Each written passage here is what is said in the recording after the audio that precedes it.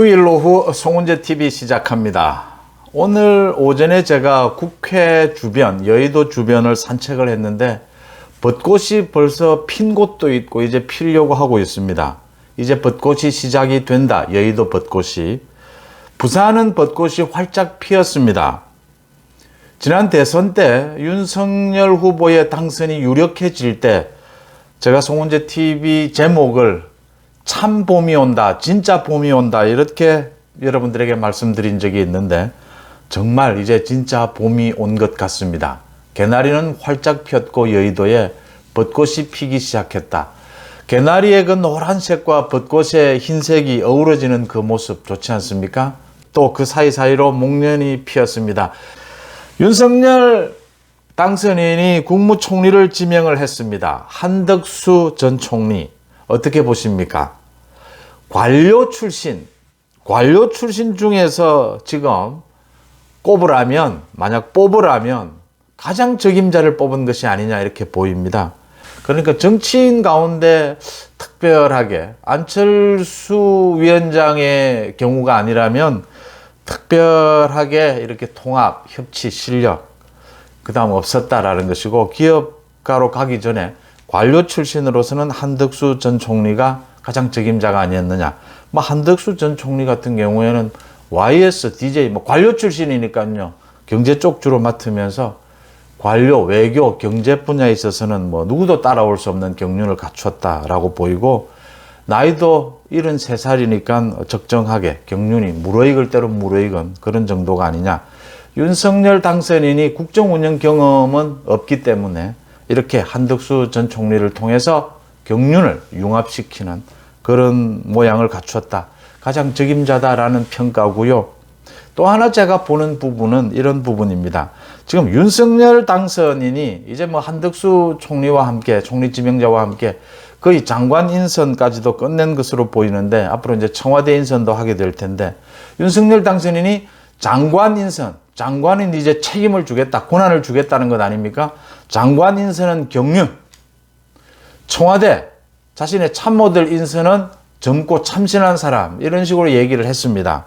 그 다음 가장 중요한 것은 능력, 실력이 있어야 한다. 오늘 한덕수 지명자 얘기를 할 때도 진영과 관계없이 자신의 실력만으로 모든 이런 경륜을 쌓아온 사람이다 이렇게 이야기를 했습니다.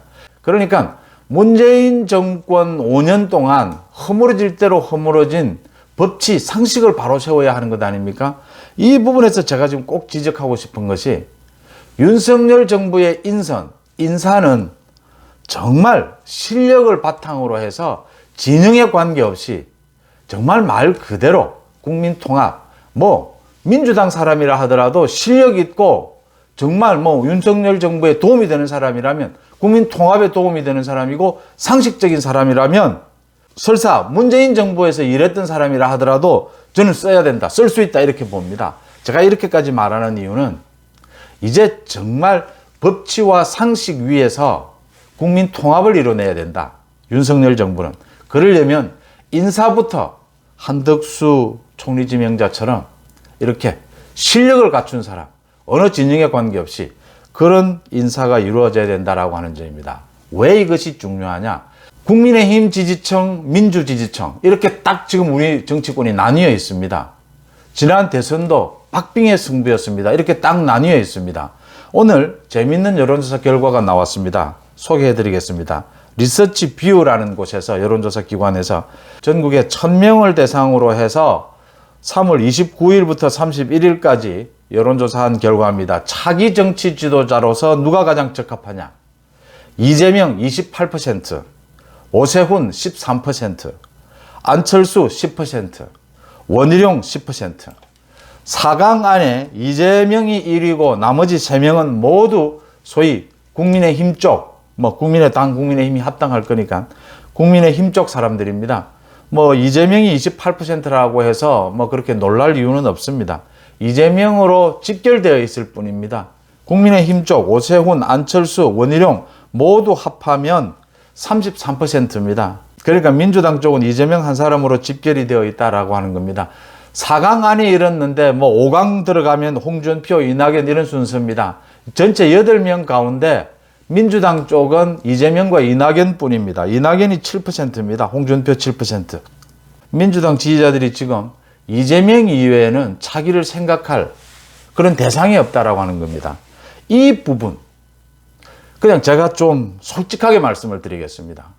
이재명은 정치 자질에 있었으나 지금 대장동 비리나 법인카드 횡령 등 수사를 받아야 할 사람입니다.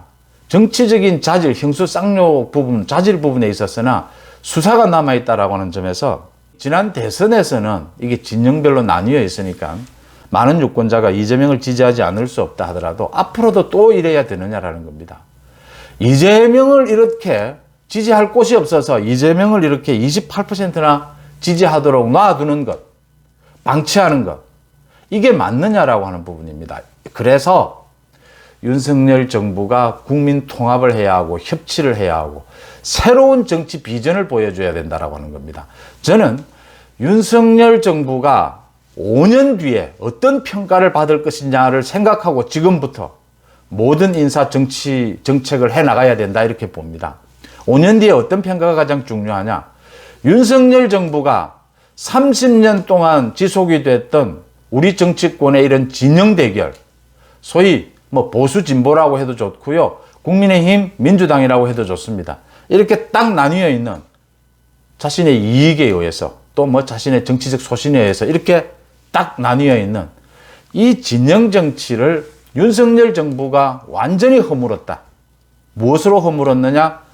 상식과 법치를 기준으로 나라를 바로 세우면서 국정을 바로 세우면서 국민 통합을 이끌어냈고 이렇게 나뉘어 있는 밑도 끝도 없는 이 진영, 국민의힘이 미운 것은 알겠는데 왜 그게 이재명이어야 하느냐라는 겁니다. 저는 그걸 묻고 있는 겁니다.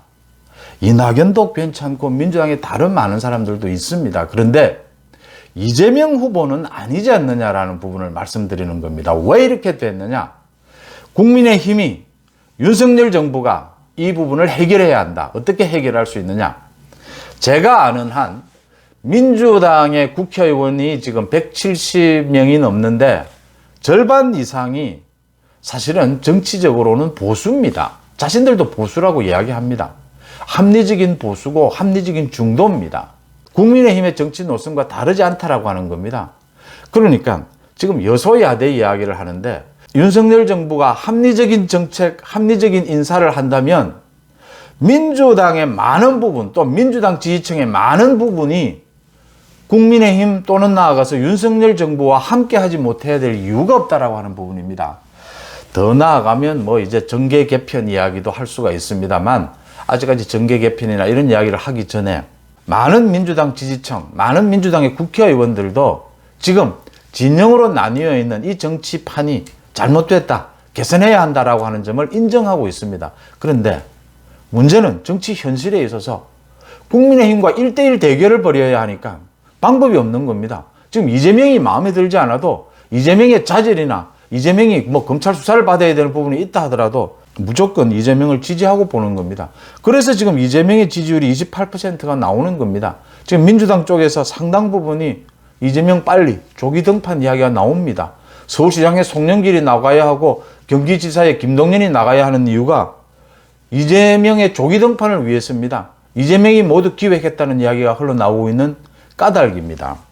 윤석열 정부가 첫 국무총리 인사에서부터 한덕수 전 총리, 한덕수 전 총리는 뭐 민주당 사람이라고 할 수도 없고 국민의힘 사람이라고 할 수도 없고 뭐 김대중 정부, 노무현 정부 모두 중책을 맡았고 이명박 정부에서도 중책을 맡았던 뭐 진짜 윤석열 당선인 말 그대로 진영과 관계없이 관료로서는 우리나라에서 가장 볼만한 사람이 아니냐, 가장 훌륭한 성과를 이뤄온 사람이 아니냐, 가장 기대를 해볼 수 있는 사람이 아니냐, 이런 점입니다.